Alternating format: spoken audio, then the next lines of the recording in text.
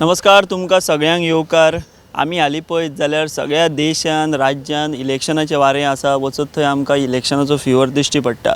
पूण आयज आमी अशा एका मानेस्ता वांगडा उलोवपाक येयल्ले आसा, ते म्हणजे शेतकरी आमचो जो आसा, शेतकार वर्ग जो आसा, तेंच्या कडेन लागींचे अशे ते मनीस आनी गोंयची एक नामनेची देशांतली संस्था ती म्हणजे ICAR आनी त्या ICARचे डायरेक्टर आमचे बरोबर आसात। आमी तेंच्या वांगडा भासाभास करतले।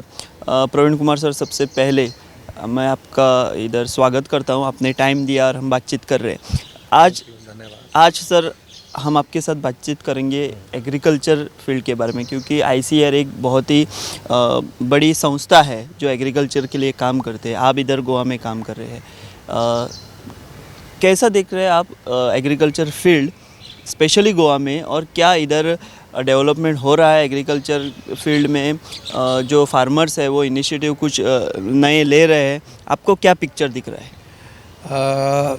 आपने बहुत बढ़िया सवाल पूछा है कि जो गोवा का एग्रीकल्चर का सिनेरियो है, अगर गोवा के एग्रीकल्चर के सिनेरियो की राष्ट्र के एग्रीकल्चर सिनेरियो के साथ अगर तुलना करें तो अच्छा नहीं है। अच्छा नहीं है। वो अच्छा क्यों नहीं है? ज़्यादातर जितनी फसल हैं, चाहे वो नारियल है, चाहे वो आपकी सुपारी है, चाहे वो आपका आम है या काजू है, तो जो नेशनल एवरेज है प्रोडक्टिविटी की, वो नेशनल एवरेज से करीब 50 से 60% तक गोवा की एवरेज कम है। इतनी कम है ज़्यादातर चीज़ों की। ये हाल ही के दिनों का ये मामला है या पहले से ही? कहीं ना कहीं ऐसा लगता है कि गोवा में जो हमारे शेतकार भाई बहन हैं, पूरा उनका खेती में ध्यान नहीं है। इस वजह से वो पूरा उसमें जो प्रबंधन चाहिए, उचित पानी चाहिए खेती को, उचित टाइम पर कीट प्रबंधन चाहिए, उचित टाइम पर खाद चाहिए, उतना खाद या कीट प्रबंधन यहाँ पे गोवा में नहीं कर रहा है। जैसे आप कैश्यू की आप बात करो, कैश्यू में यहाँ पे कोई भी फार्मर गोवा में कोई इनपुट नहीं देते हैं। सिर्फ जब वो कैश्यू एप्पल नीचे हार्वेस्ट होकर गिर जाता है, उसको पिकअप करते हैं। तो जो कैश्यू की हमारी एवरेज है गोवा की, सिर्फ 480 kg पर हेक्टेयर है, जबकि बाजू में अगर महाराष्ट्र की आप बात करो तो वो एवरेज हमारी 1100 kg पर हेक्टेयर है, और गोवा के सिर्फ 480 है एक हेक्टर में, एक हेक्टेयर जो यील्ड आता है। और अगर हम नेशनल एवरेज की बात करो तो 750 kg है। तो मेन काम क्या है कि एक तो हमारी जो प्लांटेशन है, जो कैश्यू की प्लांटेशन करो, सिमिलरली केस अगर हम हमारे कोकोनट की बात करें, कोकोनट में भी जो एक साल में जो प्लांटेशन का 1 हेक्टेयर का एवरेज है, सिर्फ 6000 नट्स है, जबकि नेशनल एवरेज है हमारी वो 7000 से ऊपर है। जबकि अगर हम आपके आंध्र प्रदेश की बात करो तो 14,000 है पर हेक्टेयर। अगर हम कर्नाटका की बात करें तो लगभग 7 के आसपास है। केरला की बात करें ना 9,000 के आसपास है। तो जहाँ भी कोई भी खेती बात करो, सिमिलरली जो आपका आम है उसकी जो पैदावार है लगभग 80% से भी कम है हमारी यील्ड, 20% यील्ड आ रही है। तो कहीं ना कहीं एक तो उतना खेती में हमारा ध्यान नहीं है। परंतु मैं ये कह रहा हूँ कि अब एग्रीकल्चर जो डिपार्टमेंट है तो कहीं ना कहीं तवज्जो दे रही है, फार्मर्स को सब्सिडी दे रहे हैं, नई नई स्कीमें दे रही हैं। और दूसरा क्या है, प्लांटेशन ज़्यादातर पुरानी है। अगर कोई काजू का पेड़ अगर 1 kg भी यील्ड दे रहा है, उसको भी हम निकालेंगे नहीं, 50 साल पुराना हो गया है। आपका नारियल का झाड़ है, अगर 40 साल पुराना है, वो 1 साल में उसको 10 नट्स लग रहे हैं, पर फार्मर यहाँ का निकालेगा नहीं। सो बेसिकली सर, गोवा का जो फार्मर है, हाँ, वो साइंटिफिक अप्रोच देने में कम पड़ रहा है, ऐसा आपका कहना है? हाँ, साइंटिफिक अप्रोच देने में कम पड़ रहा है। हम ट्रेडिशनल पे ही ये ज़्यादातर ये कर रहे हैं, फोकस कर रहे हैं। इस वजह से पैदावार कम है। तो मेरा अगर गोवा की खेती को रेम्युनरेटिव बनाना है, प्रॉफिटेबल बनाना है, तो कहीं ना कहीं साइंटिफिक मैनेजमेंट करना पड़ेगा। उसमें प्रॉपर खाद डालनी पड़ेगी, प्रॉपर आपको नई, मेन तो सबसे पहले कि जो पुराना प्लांटेशन हो गया है, सेनाइल हो गया है, पुराने ट्री हो गए, उनको धीरे धीरे झाड़ को अलग करके नया आपको झाड़ लगाना पड़ेगा। और नई वैरायटी आ गई है, कैश्यू की हम पुरानी वैरायटी लगा रहे हैं। हमारे संस्थान ने 6 नया वैरायटी दे दी है, उसकी पैदावार जो पुरानी वैरायटी से 3 गुना ज़्यादा है। सिमिलरली बात आप मैंगो की कीजिए, मैंगो की जो पुरानी किस्में जो लोकल किस्में हैं उनकी पैदावार कम है। सिमिलरली धान की अगर हम बात करें तो कोरगुट अभी भी किसान भाई लगा रहे हैं, उसकी जो पैदावार है सिर्फ 15 क्विंटल पर हेक्टेयर है, जबकि कोरगुट की सिलेक्शन से हमारे संस्थान ने 3-4 वैरायटी दी है जिनकी पैदावार 30 क्विंटल पर हेक्टेयर है। मीन एक सिर्फ बीज का चेंज करके आप पैदावार को डबल कर सकते हैं। पैदावार डबल करेंगे, प्रबंधन सेम है तो इनकम आपकी डबल हो जाएगी। सर लेकिन ये जो सिनारियो अभी आपने जो बताया, it is not good agriculture. अच्छा नहीं है, पर आईसीआर के तौर पे जितना खेती में किसानों का मार्गदर्शन करना चाहिए हम मार्गदर्शन कर रहे हैं। हम कैपेसिटी बिल्डिंग कर रहे हैं। हमारे पे गवर्नमेंट ऑफ इंडिया की स्कीम है एसटीसी, जो आप ट्राइबल हमारे किसान भाई बहनें हैं उनको जो भी इनपुट डिस्ट्रीब्यूशन है, नई टेक्नोलॉजी हम लोग देने की कोशिश कर रहे हैं। पर क्योंकि हमारा एक संस्थान है आईसीआर का, हमारा मैंडेट में सिर्फ 2 कोस्टल डिस्ट्रिक्ट गोवा के नहीं है, हमारे मैंडेट में 82 डिस्ट्रिक्ट है, जितने भी समुद्र 82 डिस्ट्रिक्ट। तो सिर्फ गोवा के ऊपर हम फोकस नहीं कर सकते। पर मैं फिर भी मुझे कहते हुए हर्ष हो रहा है कि लगभग 70 से 80% जो हमारे साइंटिफिक एफर्ट्स हैं वो गोवा की किसानों के लिए हैं। और कोई भी हमें को ट्रेनिंग के लिए गोवा के फार्मर की रिक्वेस्ट आती है, कोई बीज के लिए रिक्वेस्ट आती है, सारी रिक्वेस्ट हम उनकी एंटरटेन करते हैं, कर रहे हैं और धीरे धीरे उसका नतीजा आ भी रहा है। उसका बेनिफिट ये है कि आज 3000 हेक्टेयर एरिया में गोवा के अंदर हमारी धान की किस्म आ गई है। मीन्स 3000 हेक्टेयर से जो पैदावार है वो डबल हो गई है।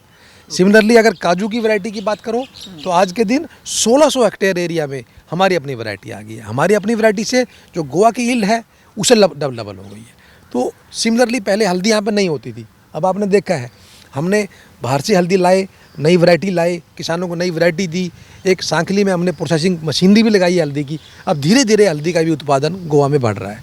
सिमिलरली पहले यहाँ पे फ्लावर नहीं होता था, काली फ्लावर। हम बाहर से दिल्ली से जो पूसा संस्थान है, एक आईसीआर का ही संस्थान है सबसे बड़ा, उन्होंने हीट टॉलरेंट वैरायटी निकाली थी। वो वैरायटी हमने यहाँ पे इवेल्युएट की और हमने बताया कि कॉलीफ्लावर गोवा में हो सकता है और पूरी पैकेज ऑफ प्रैक्टिस हमने गोवा गवर्नमेंट को दे दी है। सिमिलरली जो आपकी यहाँ की जो पिक की एक ब्रीड थी अंगोंडा गोवा, उसकी क्वालिटी बहुत अच्छी है पर उसके जो ग्रोथ रेट है वो कम है। हमने एक हाइब्रिड वैरायटी यहाँ पे गोया के नाम से दी है, उसकी यील्ड ज़्यादा है, जल्दी बढ़वार उसकी मिल जाती है। इसी ढंग से जो गोवा के लोकल जर्म प्लाजे में जैसे श्वेत कपिला, ये गोवा की लोकल गाय थी और उसका हमने रजिस्ट्रेशन कराया है। तो अभी तक अब हमारा संस्थान पिछले 35 साल से यहाँ पे है। 35 साल में 28 वैरायटी हम लोग रिलीज़ कर चुके हैं, जिसमें से हम 4 वैरायटी धान की रिलीज़ कर चुके हैं, 6 वैरायटी ब्रिंजल की रिलीज़ की है हमने, 6 वैरायटी हमने काजू की रिलीज़ की है। इसी ढंग से 3 वैरायटी हमने कोकम की रिलीज़ की है। जो यहाँ के लोकल फ्रूट्स है, चाहे वो कोकम है और हमारी सिनामन है, उनकी भी हमने वैरायटी, जैक फ्रूट है, तो उसकी डिफरेंट प्रोडक्ट बना के भी हम जिसकी जो टेक्नोलॉजी है डिफरेंट प्रोडक्ट्स बनाने की, ताकि हमारे किसान भाइयों का इनकम बढ़े और जो गोवा में फ्रूट हो रहे हैं वो वेस्ट ना जाए, उसका वैल्यू एडिशन कैसे करें, उस पर भी हमारा संस्थान काम कर रहा है। सर अभी आपने बताया कि फार्मर्स का इनकम जो है वो बढ़ना चाहिए और पीएम मोदी भी ऐसा नारा देते हैं कि डबल ये होना चाहिए, कि इनकम डबल होना चाहिए। तो गोवा में ये पॉसिबल है? यस, गोवा में अक्सर मैं प्लेटफार्म पे जाके बोलता हूँ, माननीय मुख्यमंत्री साहब के सामने भी मेरे प्रेजेंटेशन में मैंने बताया, गोवा की किसानों की इनकम डबल करनी है तो 2 काम करने की ज़रूरत है। मैंने बताया कि ज़्यादातर यहाँ पे जो वैरायटी हम लगा रहे हैं वो ट्रेडिशनल वैरायटी लगा रहे हैं, हाई यील्डिंग नहीं है। एक तो प्लांटिंग मटेरियल अच्छी क्वालिटी का, अगर जो जैसे आपका नारियल है, जैसे आपका आम है, जैसे आपका जैक फ्रूट है, जैसे आपका काजू है, उसका प्लांटिंग मटेरियल हो जाएगा। जैसे धान की बात हम करते हैं, भिंडी की हम बात करते हैं, बैंगन की बात करते हैं, उसकी हाई क्वालिटी सीड हो जाएगा। तो इम्प्रूव्ड क्वालिटी के सीड यूज़ करें हम फील्ड क्रॉप्स के अंदर, और या इम्प्रूव्ड प्लांटिंग मटेरियल यूज़ करें। एक चीज़, पैदावार डबल हो जाएगी। दूसरा क्या है, गोवा की जो क्रॉपिंग इंटेंसिटी है वो मात्र 112% है, जबकि पूरे भारतवर्ष की हम क्रॉपिंग इंटेंसिटी की बात करें तो 152% है। मीन्स 112% का मतलब ये है कि बारिश के बाद, बारिश में तो हम धान लगा रहे हैं, बारिश के बाद 88% जो आपका एरिया है गोवा का वो खाली है, खाली होता है without any crop. Without any crop जब खाली है, क्यों खाली है? क्योंकि पानी नहीं है।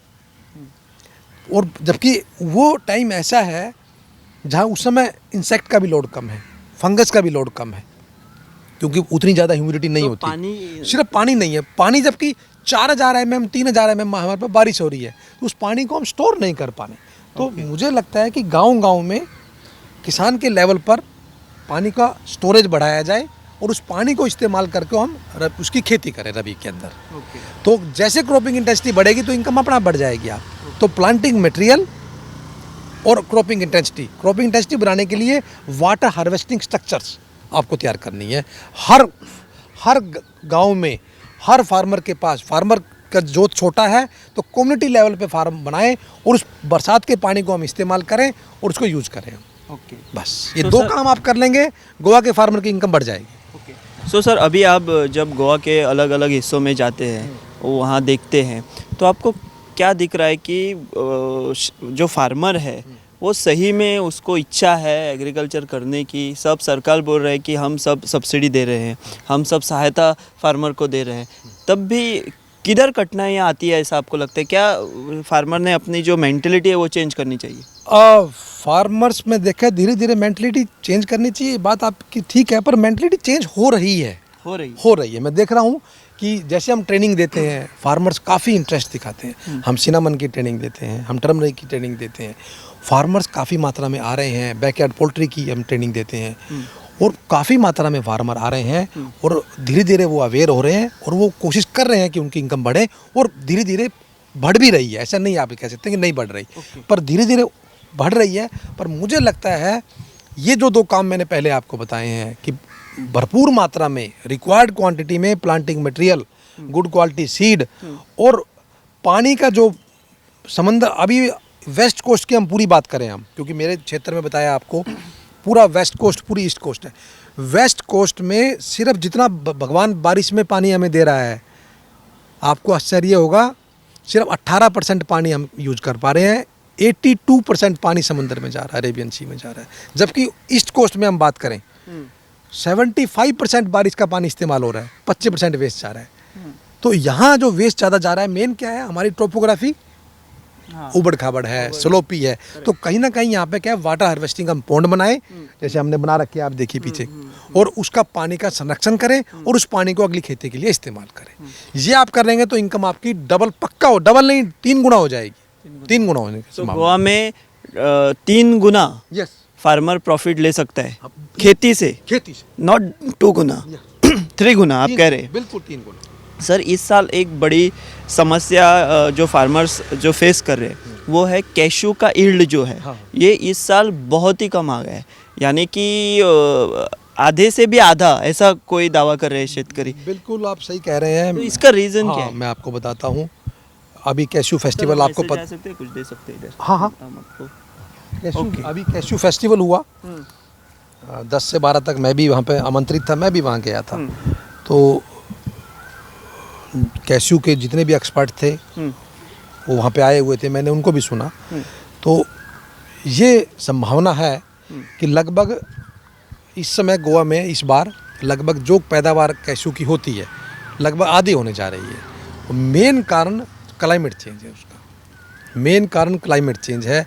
क्यों, एक तो जो थोड़ा सर्दी पड़नी चाहिए थी वो उतनी ठंड नहीं पड़ी, ठीक है, तो उसके गर्मी थोड़ा ज़्यादा टेम्परेचर रहा, तो उसकी वजह से कहीं ना कहीं फ्लावरिंग का डिस्टर्बेंस हुआ है, स्कॉर्चिंग हो गया है, फ्लावर ड्रॉप बहुत ज़्यादा हुआ है। हाँ, तो क्लाइमेट चेंज की वजह से तो अब हमें क्या करना पड़ेगा, क्लाइमेट चेंज हो रहा है, होगा, तो हमें कोशिश करना है कि क्लाइमेट रेजिलिएंट हम वैरायटी लगाएं। तो जो वैरायटी हम लोग दे रहे हैं अब हम कोशिश कर रहे हैं कि जितनी भी वैरायटी हम रिलीज़ करें, चाहे वो कैशू की कर रहे हैं, चाहे हम सिनामन की करें, चाहे हम ब्रिंजल की करें या धान की करें, अब हमारा ध्यान आने वाले टाइम में ये है कि जो भी वैरायटी हो वो क्लाइमेट रेजिलेंट हो। अगर थोड़ा सा टेम्परेचर बढ़ गया है, अगर थोड़ी बारिश ज़्यादा हो गई है, अगर थोड़ी बारिश कम हो गई है, तो उसका यील्ड में नुकसान ना हो। सो गोवा के फार्मर जो अभी आप कह रहे हैं कि इधर आप रिसर्च करते हैं, हाँ। नई नई वैरायटियाँ पैदा करते हैं, तो आपका इसके आगे फोकस ये होगा कि जो गोवा का क्लाइमेट जिसे सूट होगा वैसा आप ये उसका वैरायटी बनाएंगे। क्लाइमेट चेंज सिर्फ गोवा में क्लाइमेट चेंज नहीं हो रहा, क्लाइमेट चेंज हर एक जगह हो रहा है। अब देखो नंबर ऑफ रेनी डेज है, 4 महीने बारिश आती है, टोटल जितना बारिश 4 महीने में आती है वो कम नहीं हो रही है, पर नंबर ऑफ रेनी डेज कम हो गया है। नंबर ऑफ रेनी डेज कम करने से क्या हुआ, एक दिन में बारिश ज़्यादा आ गई, क्वांटिटी उतनी रहती है, क्वांटिटी उतनी है, डेज आर चेंजिंग, उसकी वजह से क्या Number है, of days. वो पानी मिट्टी तो पी नहीं रही, वो लेके जा रहा है, समंदर में जा रहा है, ऊपर की जो अच्छी मिट्टी है वो भी साथ चली जा रही है। ये चिंता की बात है। पर इसके लिए जो भी क्लाइमेट रेजिलिएंट टेक्नोलॉजी है वो हमारे संस्थान अब बनाने की कोशिश कर रहा है आने वाले टाइम में। क्यों अब हमें लग गया है कि कोई भी टेक्नोलॉजी हम डेवलप करें, कोई भी वैरायटी हम डेवलप करें, उसमें कहीं ना कहीं रेजिलियंस चाहिए। वो छोटे मोटे बदलाव से, वातावरण के बदलाव से उसमें पैदावार कम नहीं होनी चाहिए। नॉट ओनली हमारा इंस्टीट्यूट, सारे ही आईसीआर के इंस्टीट्यूट ऐसी वैरायटी बना रहे हैं, हमने भी बनाई है।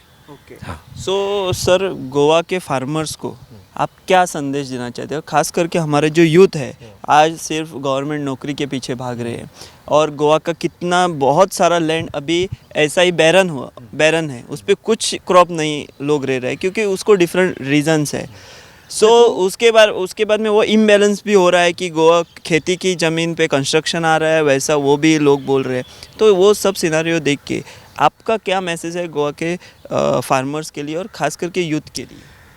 बहुत बढ़िया आपने पूछा। देखो, अगर यूथ को किसान का, आप मानते हैं कि किसान का बेटा खेती नहीं करना चाहता, अगर किसान का बेटा खेती नहीं करेगा तो खेती कौन करेगा बाद में? तो कहीं ना कहीं खेती क्यों नहीं कर रहा, उसके कारण को समझने की जरूरत है। कहीं ना कहीं खेती अभी प्रॉफिटेबल नहीं है उतनी।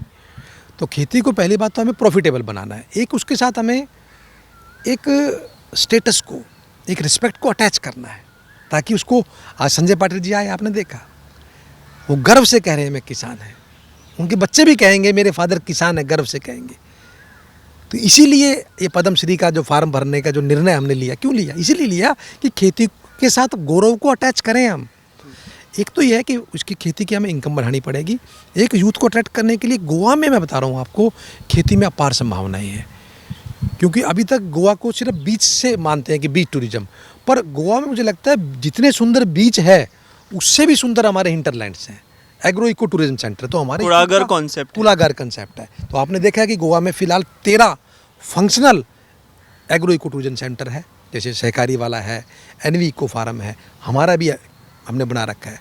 तो धीरे धीरे अगर ऐसी खेती में आप टूरिज्म को जोड़ देंगे तो खेती की इनकम बढ़ जाएगी, खेती की इनकम भी बढ़ेगी, टूरिस्ट आएंगे, देखेंगे, उनका एजुकेशन लेवल भी बढ़ेगा। जो शहर के बच्चे आएंगे, ब्लैक पेपर यहीं तो मिलेगी आपको।